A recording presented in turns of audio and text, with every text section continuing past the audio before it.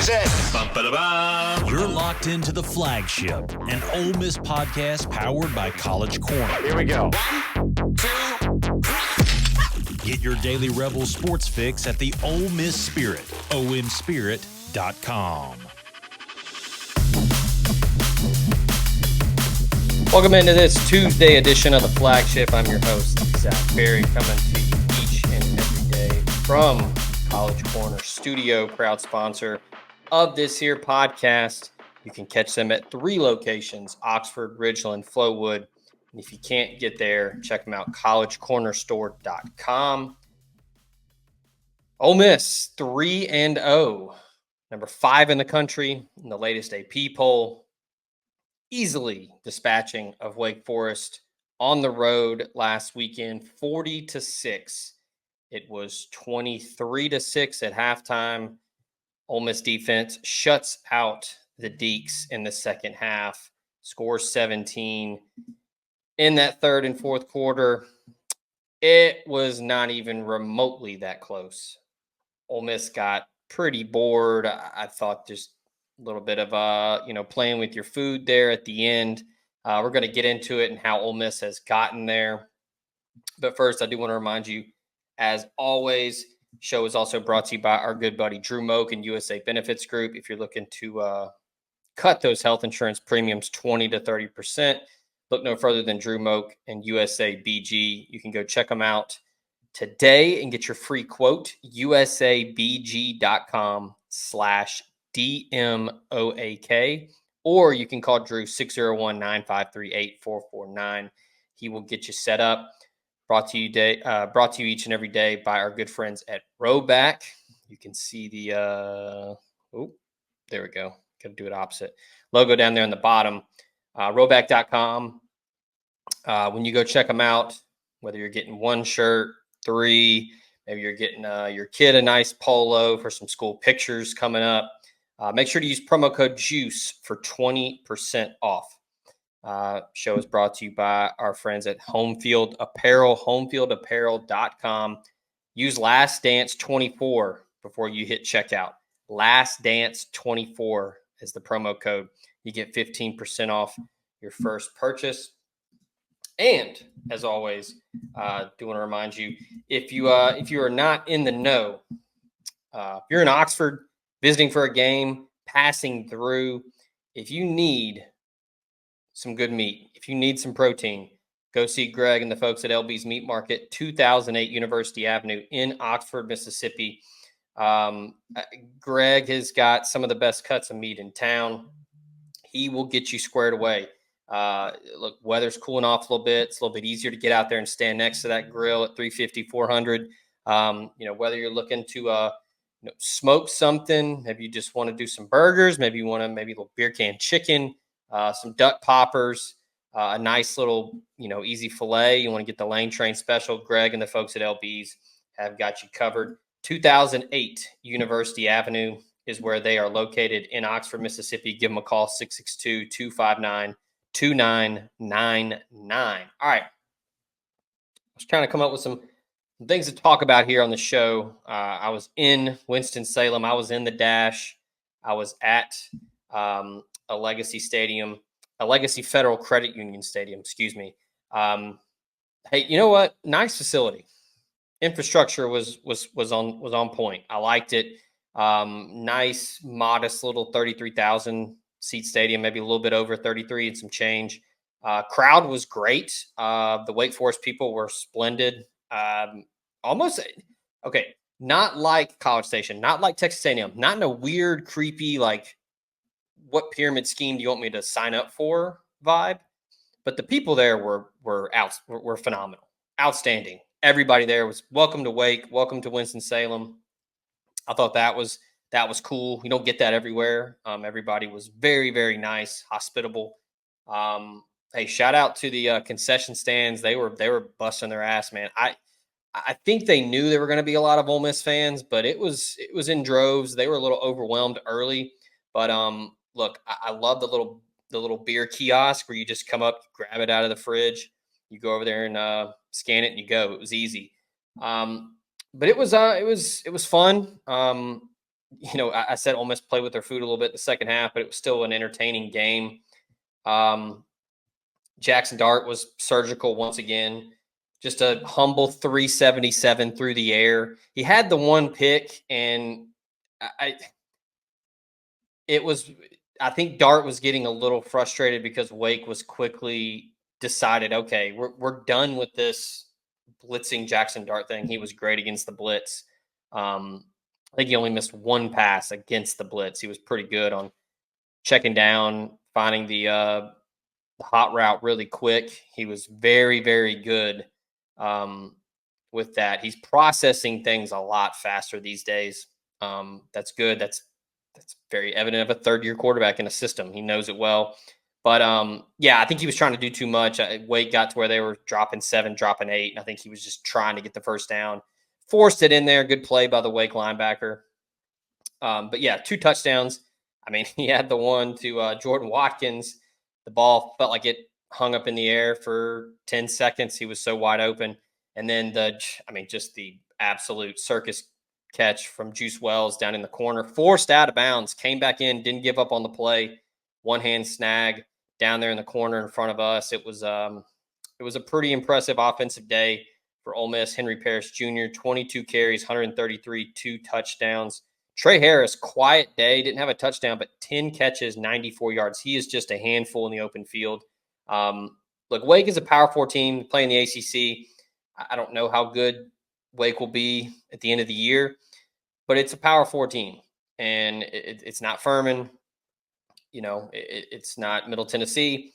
Better step up in competition, but man, Trey Harris just had his way with people in the open field. He's so big and physical. I think Lane Kiffin alluded to it all offseason that Trey Harris had one of the better off seasons. He was a completely different player, and you can see it now. He's bulked up.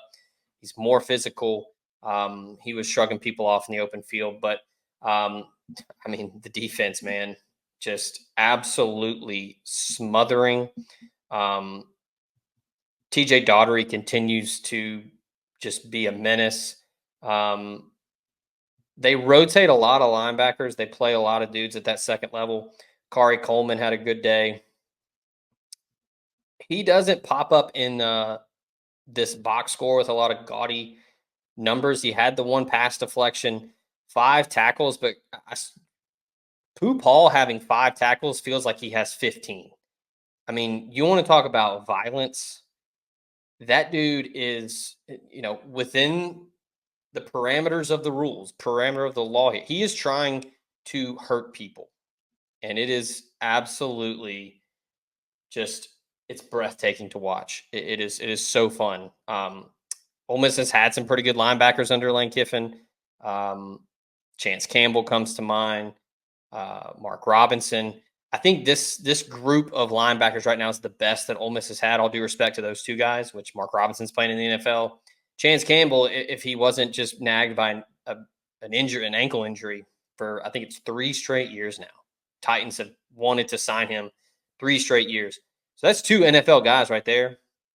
I think TJ Daughtery, Pooh Paul, Kari Coleman, Sunterian Perkins. I mean, that's as good as it gets for Ole Miss at the linebacker position.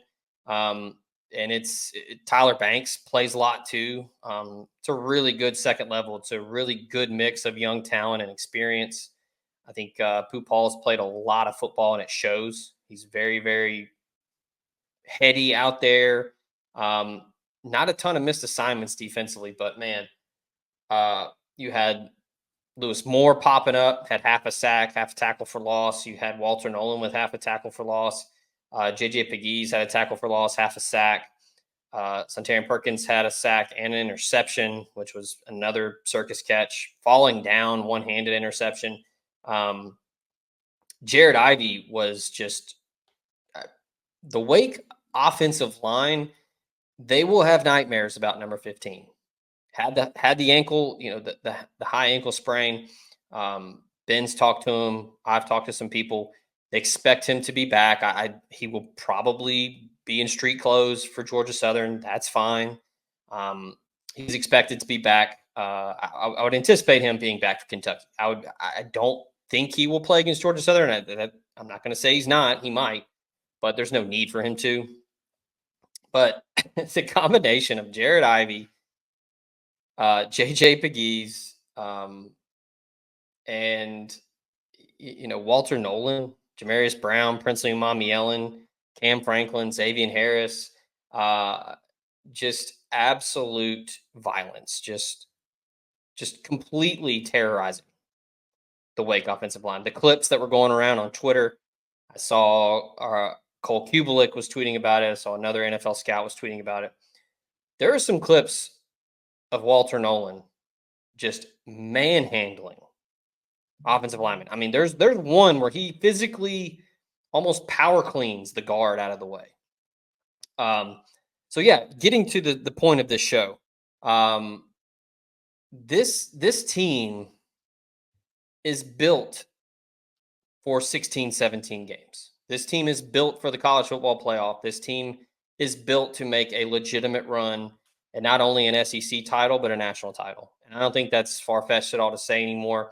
I know people are going to do, and look, it's not wrong, but I think it's lazy to do well, they haven't played anybody, so we don't know anything. No, like it doesn't take an NFL scout to look out there and see what's going on.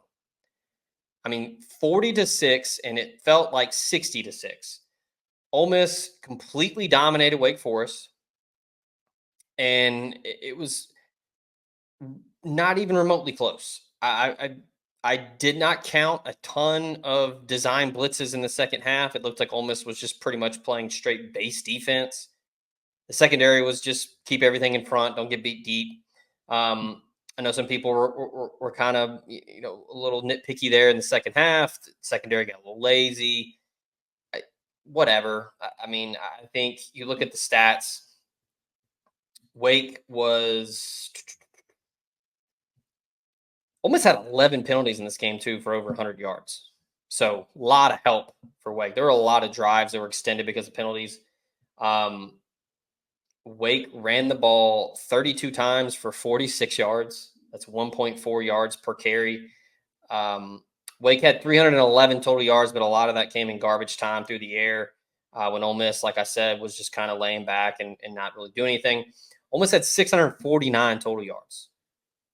4 of 10 on third, not great, but 2 for 2 on fourth. Wake was 4 for 17 on third downs. Hank Bachmeier had, I mean, there were times when if he dropped back, either a 5 or 7 step drop, even a 3-step drop, he had somebody in his lap. And what I'm getting at here on this episode, again, built for the playoff, built for a run to get to Atlanta for the first time ever. This is not your granddad's Ole Miss. This is not 2007 Ole Miss. This is not 2008 Ole Miss. At this point, I'm comfortable going as far as saying this is not 2014 Ole Miss. This is a better team, top to bottom, depth, quarterback. Look, the running back. We'll get to that in a moment. At some point, you have to just say Henry Parrish is playing really good football. But receivers across the board, tight ends. Caden Priestcorn had a pretty quiet day. But look, it's Kiffin, man. He's going to take what you give him. He's not going to force it. Priestcorn had 1 catch. Daquan Wright had 1 catch for 33 yards. It was a big one. But look, Caden Lee had a field day. 5 catches, 83 yards. Trey Harris, already talked about him. Juice Wells made it count. 3 catches for 60 yards and a touchdown. They're just going to take what you give them. I said they dropped 7 and 8, and so they said, okay, we're going to run Henry Parrish 22 times. He's going to score 2 touchdowns. He's going to average 6 yards a touch. Matt Jones, 8.1 yards per carry. Jackson Dart ran when he needed to, scored. I mean, just absolutely punished some poor linebacker for Wake. This team is built like this because of the portal, because of NIL, because of how well they have really been picky at the high school ranks. Henry Parrish, you got him through the portal, but they got him high school first go around. So that's a good high school eval. Caden Lee, excellent high school eval. You look at wide receiver, Caden Lee is going to be one of the dudes to know for the next couple of years. You look on defense. I mean, going through the list of transfers, you've got all of those, but then you've got Trey Washington, great eval.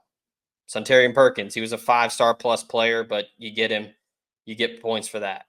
Tyler Banks turning out to be a good eval. He's playing a lot. He was very big on special teams last year. He's playing more at linebacker this year. That's a good high school evaluation.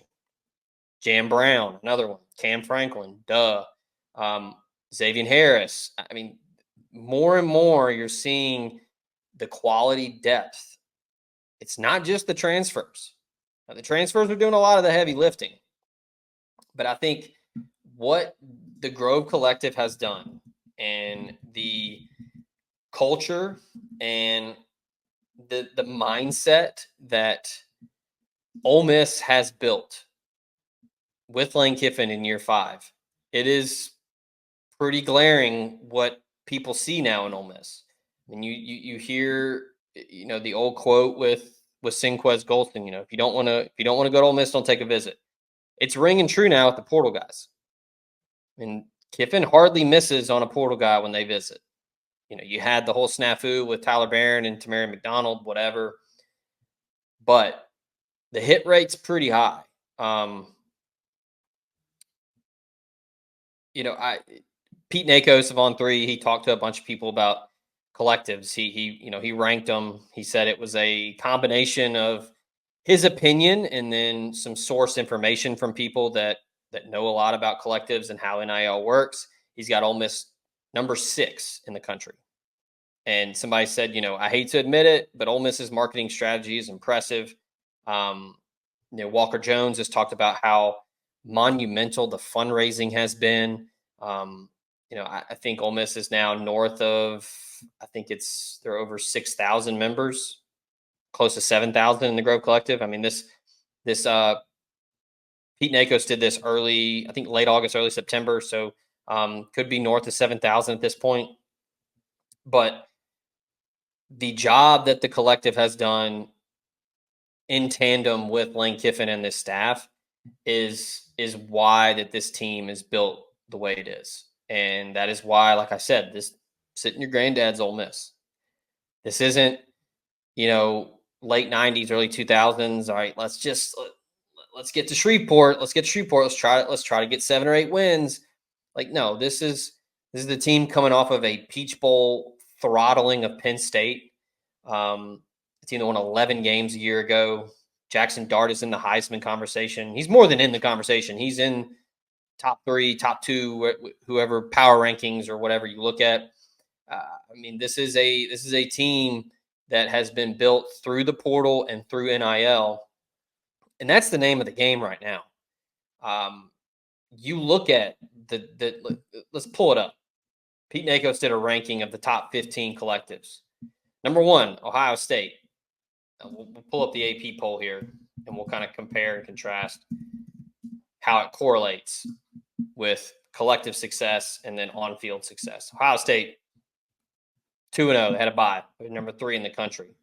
Okay, check. Tennessee, number 2. Probably one of the hotter teams in the country right now. They're fun to talk about. Number 6, 3-0 in the country. Or 6 in the country, 3-0. Number 3, Texas. Number 1 right now. Jumped Georgia after Georgia escaped Kentucky. Pretty good return on the investment there. Oregon, number 4. Little dicey here and there. Maybe not as strong as people thought. Still a top 10 team, 3-0. Okay. Number 5, Miami. You want to talk about a team that has really benefited from NIL getting Cam Ward when Florida State wanted him bad. Cam Ward has completely transformed this Miami team. They've got some swagger back. They're 3-0. They're top 10 in the country. Boom, check. Ole Miss at 6. Ole Miss is number 4 right now, number 5 in the country in the AP poll. I know that looking at the AP ballots across the country, I know somebody has them as high as 2. But yeah, Ole Miss is a bona fide top 5 team. Boom, check mark. 7, Florida State. We all know 0-3. That's kind of the caveat with NIL and the portal. Now, Florida State's allocating resources well. A year ago, knocked it out of the damn park.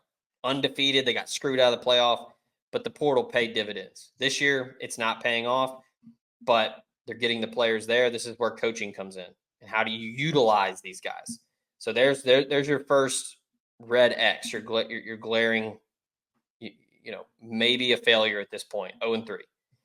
After Florida State, you have got Nebraska, a team that has not been relevant for a very long time outside of some memes on Twitter, making fun of Scott Frost, making fun of Nebraska. Nebraska's 3-0 and number 22 in the country, probably about to be 4-0 and move up inside the top 20. I expect them to beat Illinois. Check mark there. Number 9, Louisville.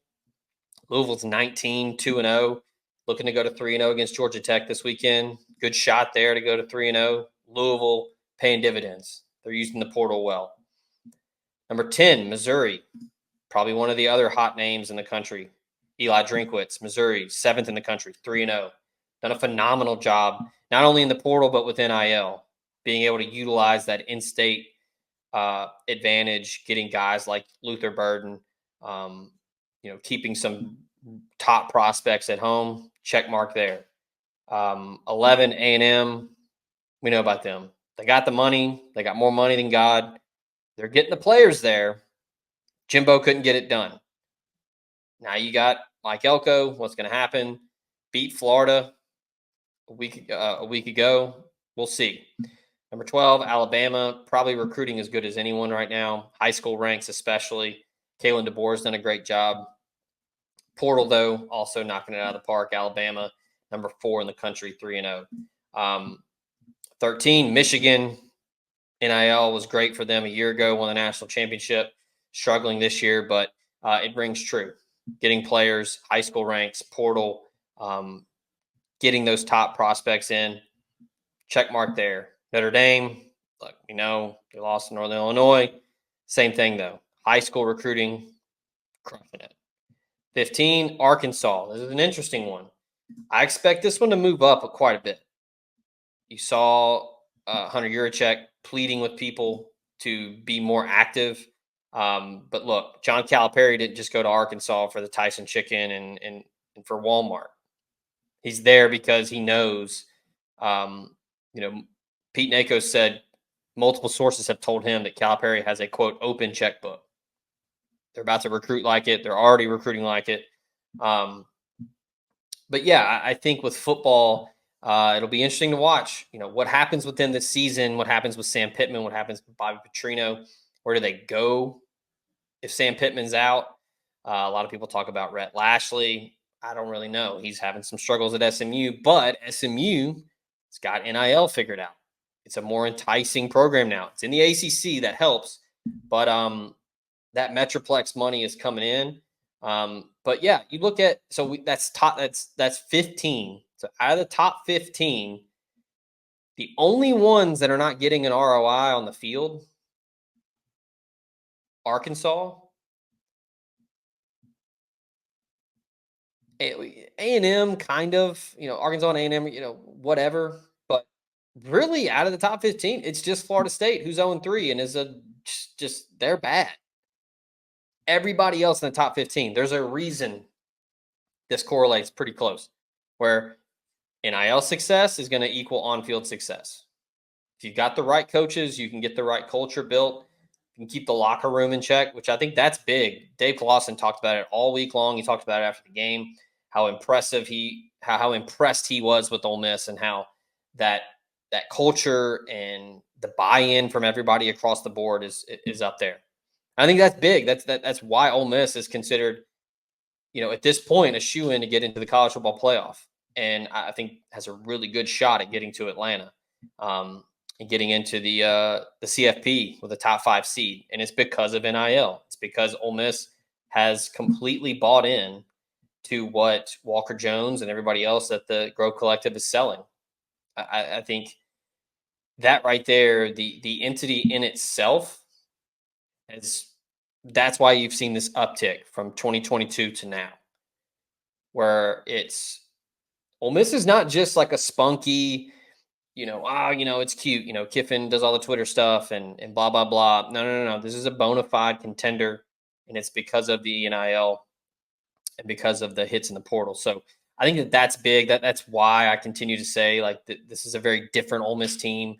There's still some question marks, running back, whatever. What's Ulysses Bentley doing? Nobody really knows. I think if you made me guess what's going on. I truly think it's just Henry Parrish as the hot hand. He's playing really well. He's probably having some good practices, looking good in the film room. They trust him. I think any program would say this about running backs. And if you have a quarterback that is as good as Jackson Dart, pass pro is huge. And I think Kevin Smith, and that's not to say Ulysses Bentley is not good at pass pro. I'm just saying, as of right now, the combination of being the hot hand and being trusted to know your keys, know what you're looking at, protect the quarterback, no missed assignments, that's big.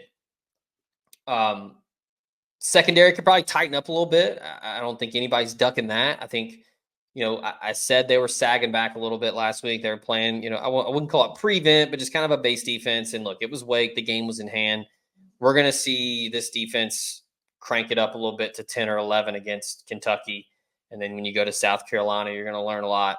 And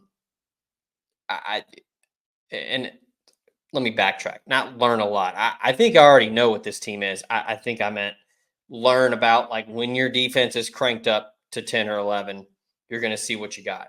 When you're in an SEC road game, when you're tested, when you got to get off the field on third down. I'm very interested to see what Pete Golding and the rest of that staff has got cooked up when they get into SEC play. But look, this is a bona fide top 5 team, and I think it's largely thanks to NIL and the portal. I don't think anyone is disagreeing there, but you have to give your kudos to Walker Jones and everybody at the Grove Collective, because it's been just a monumental shift in the SEC with Ole Miss, with the program. I think it's something that has really changed how Lane Kiffin views the job. And I'm not going to get into the Florida stuff. We're not going to go there yet. Billy Napier is still the coach at Florida. He's still employed in Gainesville. So there's no need to talk about it. But just in general, I think a lot of people just thought, well, Kiffin comes in 2020. He's going to, 8-9 wins, and he's going to go somewhere else. Still around, year 5. And year 5 in college football, 5 years for a head coach in college football is an eternity. And I think that it's been like this because of the success that Ole Miss has had with the portal and with NIL. And a lot of it is because of Lane Kiffin. He has cultivated this atmosphere, this aura around the program. Recruits talk about it. There are a lot of guys that just want to go to games now just to see Ole Miss play. It's not, I like this coach, and I'm just going to go because I like the coach. Or, well, I've heard Oxford's a lot of fun. I'll go take a visit there. I'll go hang out for a weekend. No, it's Oxford, Mississippi. It's not easy to get there. You got to fly into Memphis. You got to drive 80 minutes, 90 minutes, however fast you drive. It's not like you just fly into Austin, Texas, and then boom, you're right there in the middle of downtown Austin. Go to the stadium, boom, you're done. No, it takes a little effort to get to Oxford. And I think that this ROI from the fans, the administration, everybody working together, that's a big thing with NIL, man. I bring up Florida. You look at Florida. They can't figure it out. They can't. Not everybody. Nobody's on the same page down there right now. What's that going to look like for that program in 2-3 years? Are they going to have NIL figured out? Who's the coach going to be? Is he going to be able to get it turned around? Because look, Jesse Simonson, my colleague, did a really good piece on the struggles at Florida and why it's like this. They were behind in facilities for a long time. I don't think people understand that. I mean, it wasn't until I think it was 2015 that Ole Miss got an indoor practice facility. 2015. Ole Miss had one in 2004. That was back when I was in school, when the undergrad at Ole Miss was pretty low. I mean, it was second smallest next to Vandy. That's because Vandy's private. And Ole Miss had an IPF in 2004. It took Florida 11 years after that to get one. He talks a lot about the arrogance at Florida. They had Spurrier in the 90s. They won a national championship. Then you had Urban Meyer in the early to mid 2000s. You win a couple national championships with Urban Meyer. I mean, it's outside of those two guys, it's been pretty mediocre. And then the NIL era comes and you can't figure it out. So again, I went through the list of the top 15 and we looked at the AP poll. And I know it's only 3 weeks into the season, but it's pretty evident. If you have NIL figured out, you're going to win some games. You're going to get some good players. And like Ole Miss, you're going to be in the conversation for a lot of things you want to be in the conversation for. So, yeah, that's kind of what was on my mind watching that game and then driving back to Nashville after the game, talking with people. I saw a couple NFL scouts in the hotel on Saturday, just kind of, shooting the shit with them in the elevator and in the lobby, asking them, hey, who you guys here to see? And they're like, man, we're just here to see Ole Miss. I mean, that's it. It's not, well, we're here to see this guy and this guy. Like, no, we're just here to see Ole Miss. Because there's a lot of NFL talent on this Ole Miss roster. I mean, I think, if I remember correctly, Ole Miss has the most Senior Bowl invites, if I remember that correctly, right now. NIL, transfer portal, man. Lane Kiffin, got it rolling. Got to keep it going this weekend against Georgia Southern. Ole Miss back home against Georgia Southern. And then after that, you've got the SEC opener against Kentucky. We will have more coverage leading up to Saturday's game back home at the Vaught. Stay locked in, omspirit.com. Be sure to sign up for the newsletter. Hey, subscribe to the YouTube channel. Subscribe to the podcast, wherever you get your podcasts. We do this just about every day. Myself, Ben Garrett, Jared Ivey in the Ivy League. We've got podcasts for you pretty much every day. So stay locked in. Make sure to stay at omspirit.com. If you're not a member already, join. Get on the message board. We have some fun there. This is. I mean, you can't beat this. This is the most, little Christmas theme. It's the most wonderful time of the year with college football, especially right now. Middle September, we're almost October. Weather's starting to get good. Yeah, little Paul Rudd here. Who would have thought? Not me. I didn't think this in 2020. I didn't think this would happen. Here we are, almost 5 years later, and Lane Kiffin and Ole Miss are top 5 in the country, and I wouldn't say they're knocking on the door. I'd say they're beating the door down to get into the college football playoff right now. So it's going to do it for this Tuesday edition of the Flagship. Appreciate y'all tuning in. Thanks to College Corner. Thanks to Roback, USA Benefits Group, Home Field Apparel, and LB's Meat Market, and the rest of the sponsors. We appreciate y'all. We appreciate everybody tuning in, whether you're on YouTube, Spotify, Apple Podcasts, wherever you get them. Appreciate you. We'll be back later this week with another one. Till then, get out of here.